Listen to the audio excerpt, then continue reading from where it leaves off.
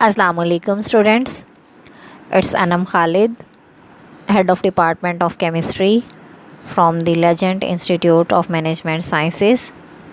आज आप लोगों का एनालिटिकल केमिस्ट्री का जो है वो ऑनलाइन लेक्चर है। ये BS4 फिज़िक्स और BS4 केमिस्ट्री के लिए जो है वो रखा गया है। आप लोगों ने आज तक जो पढ़ा है वो पढ़ा क्वालिटी के बारे में कि क्वालिटी एश्योरेंस क्या होती है, क्वालिटी कंट्रोल क्या होती है, आप क्वालिटी एश्योरेंस को किस तरीके से अचीव कर सकते हैं और क्वालिटी कंट्रोल में क्या आप जो है वो हेल्प आउट कर सकते हैं, लेबॉर्ट्री में आप क्या क्या इसमें कर सकते हैं। उसके बाद हमने प्रिसीजन, एक्यूरेसी इन टर्म्स को अच्छे से डिटेल से पढ़ा था। स्टैंडर्ड्स क्या होते हैं, स्टैंडर्ड्स के लिए क्या मेजर्स ली जाती हैं, किस तरीके से आप स्टैंडर्ड्स को इस्तेमाल करते हैं, कैलिब्रेशन क्या होती है, ये चीज़ें जो हैं वो हम पहले देख चुके हैं।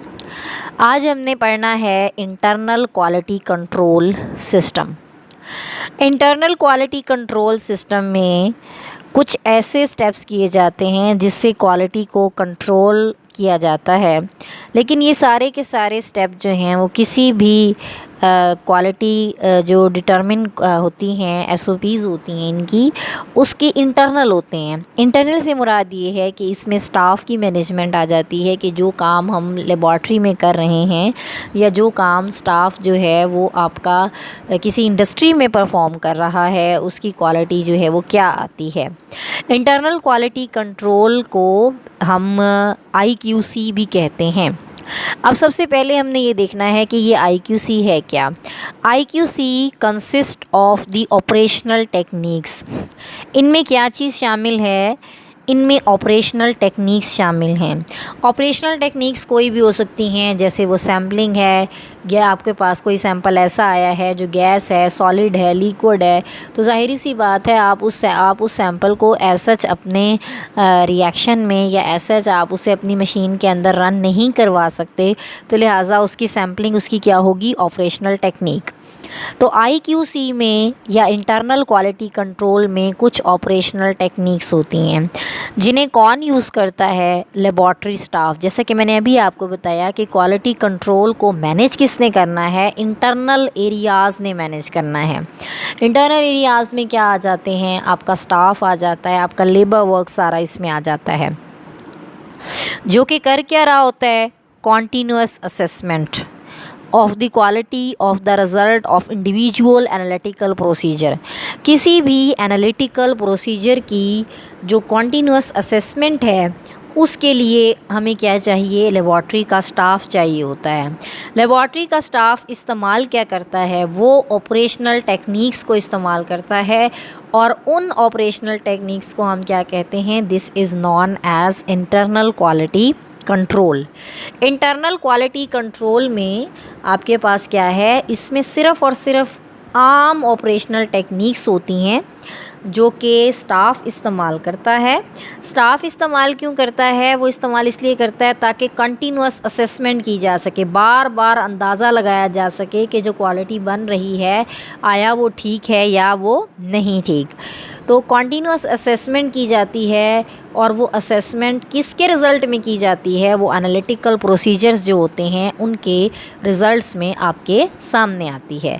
तो ये हमने इंटरनल क्वालिटी कंट्रोल के बारे में थोड़ा सा पढ़ा कि इंटरनल क्वालिटी कंट्रोल जो है वो क्या है।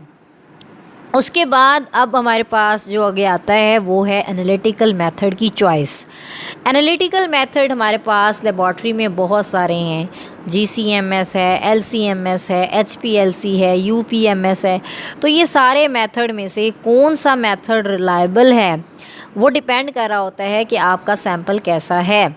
अगर तो आपका सैंपल, फ़र्ज़ करें आपका सैंपल जो है वो ब्लड है, क्या आप ब्लड को फ्रैक्शनेट कर सकते हैं किसी आम इंस्ट्रूमेंट से? नहीं, आपको ज़ाहिरी सी बात है उसके लिए कोई बायोलॉजिकल टेक्निक इस्तेमाल करनी पड़ेगी। तो लिहाजा इसमें आपने पहले एनालिटिकल मेथड की चॉइस करनी है कि एनालिटिकल मेथड आपने कौन सा इसके अंदर रखना है। बहुत सारे variety of analytical method are available.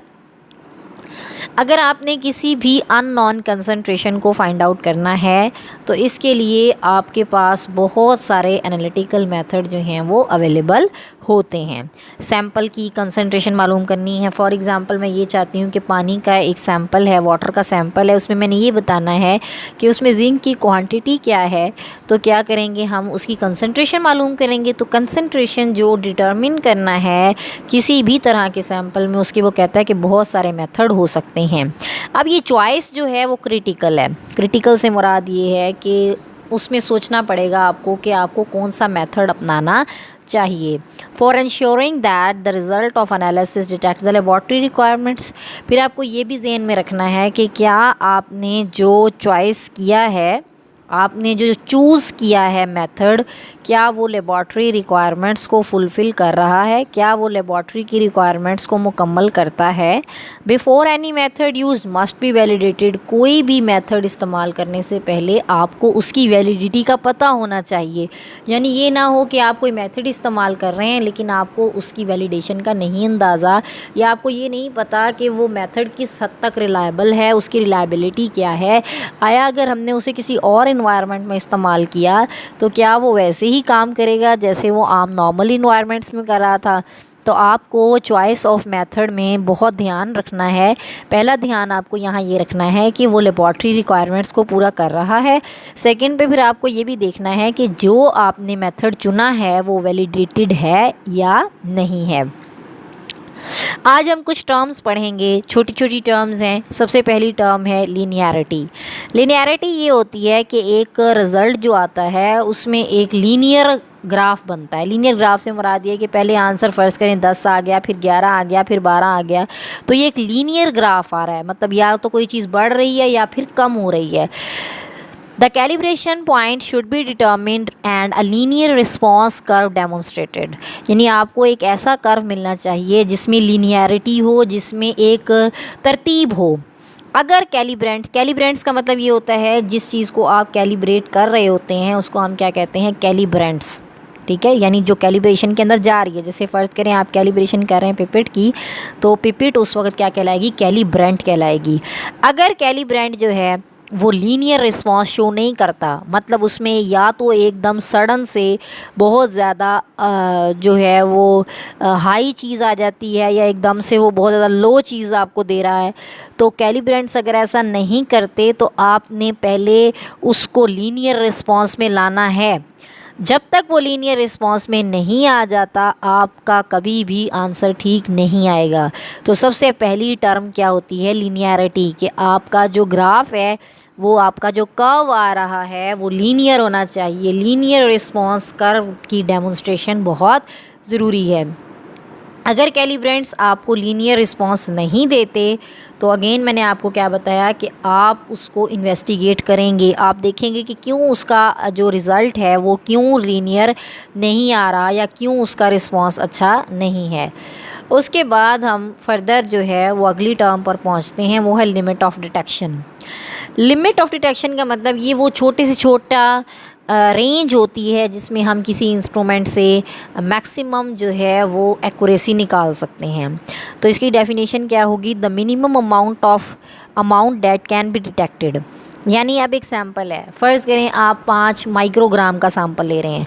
5 microgram का सैंपल सही तरह डिटेक्ट ही नहीं हो पाता, यानी वो डिटेक्ट नहीं कर सकता इंस्ट्रूमेंट। तो इसका मतलब ये है कि उसकी लिमिट ऑफ डिटेक्शन 5 माइक्रोग्राम से कहीं ज़्यादा कम है।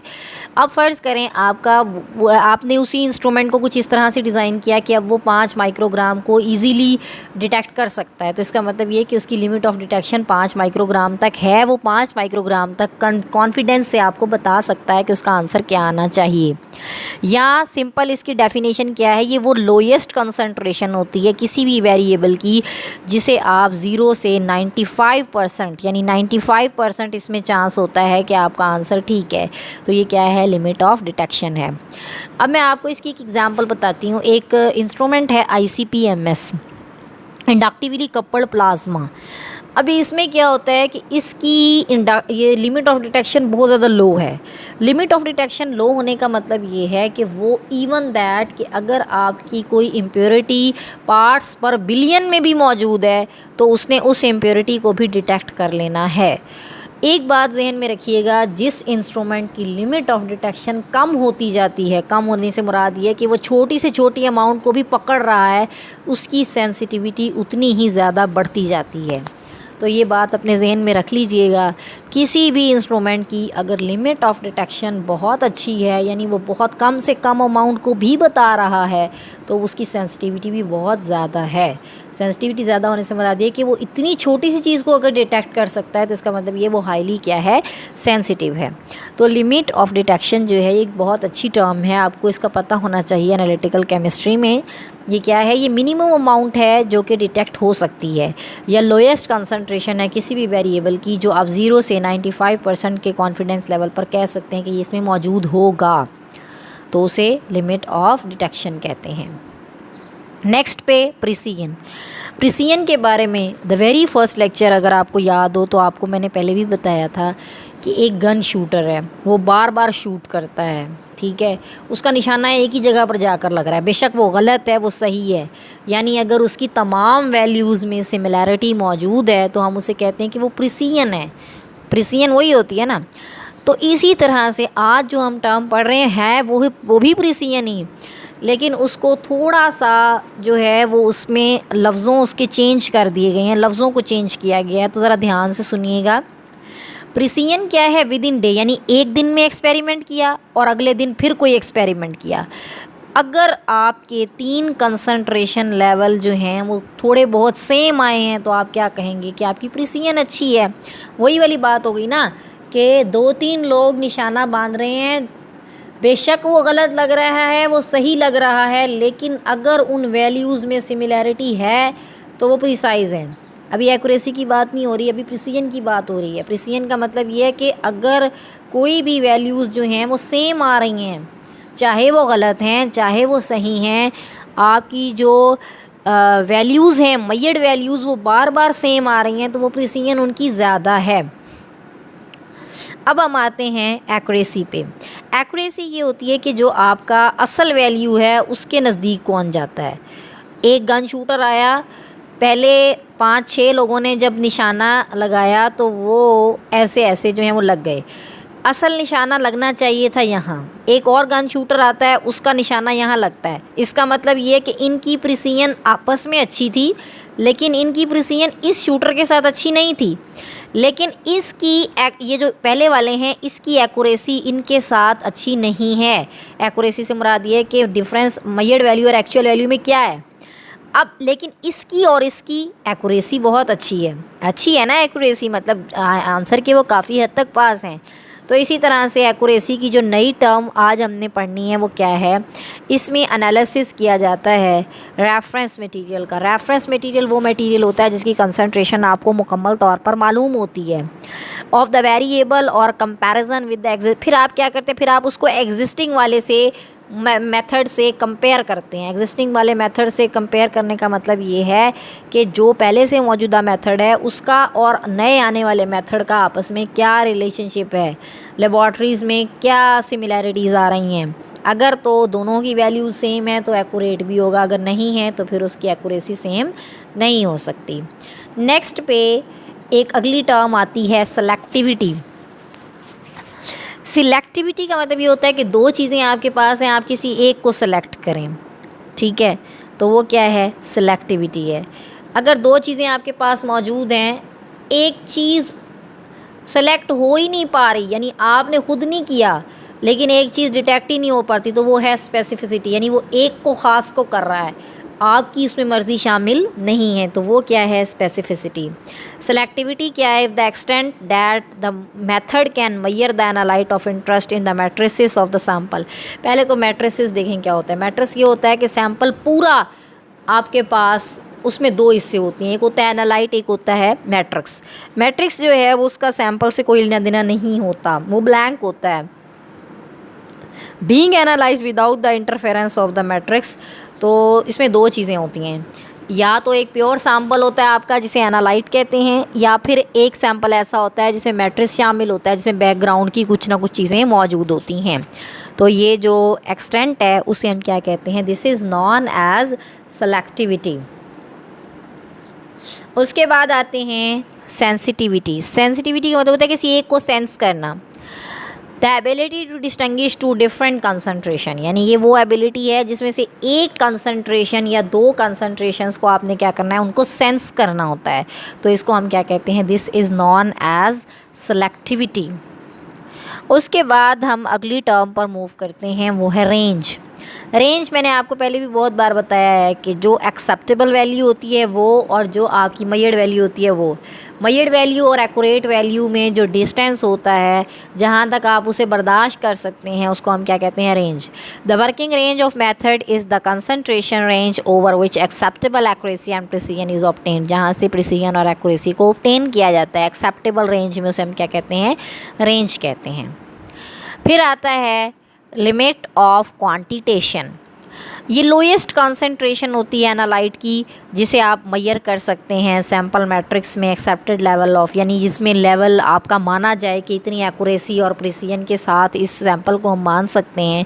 तो उस लोएस्ट कंसंट्रेशन ऑफ एनालाइट को जो मेजर करता है सैंपल मैट्रिक्स में, से क्या कहते हैं, लिमिट ऑफ क्वांटिटेशन, यानी इतनी क्वांटिटी को वो इससे आगे वो क्वांटिटी को डिटरमिन नहीं कर सकता।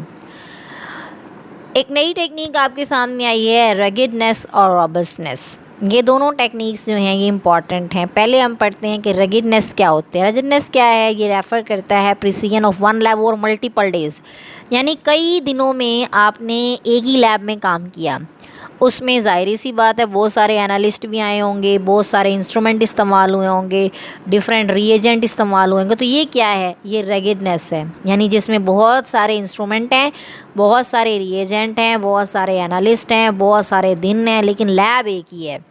रॉबस्टनेस में क्या होता है, इसमें रिलायबिलिटी होती है रिज़ल्ट की। रिलायबिलिटी ऑफ रिज़ल्ट का मतलब ये कि जो रिज़ल्ट उन्होंने निकाले हैं वो ठीक भी हैं कि नहीं, यानी जैसे फ़र्ज़ करें कि कुछ पैरामीटर चेंज करते हैं आप, सैंपल का साइज़ थोड़ा बहुत बढ़ा देते हैं या कम कर देते हैं, तो आया क्या टेम्परेचर से, पीएच से, यानी इन सारे पैरामीटर्स को चेंज करने से क्या आपका रिज़ल्ट डेलीब्रेट होता है, डेडिकेट होता है, सॉरी डेलिकेट का मतलब ये है कि क्या वो नाजुक है, क्या वो इन वेरिएबल्स को बर्दाश्त कर सकता है या नहीं कर सकता। तो फिर आपने उसकी रॉबस्टनेस चेक करनी होती है, यानी उसका मायार चेक करना होता है। तो ये बच्चों आज आपका लेक्चर था, आज आप इसे गौर से सुनें, ध्यान से देखें, फिर हम इसको डिस्कशन लेक्चर में जो है वो डिस्कस करेंगे। तो thank you so much lecture के लिए। अल्लाह हाफ़िज़।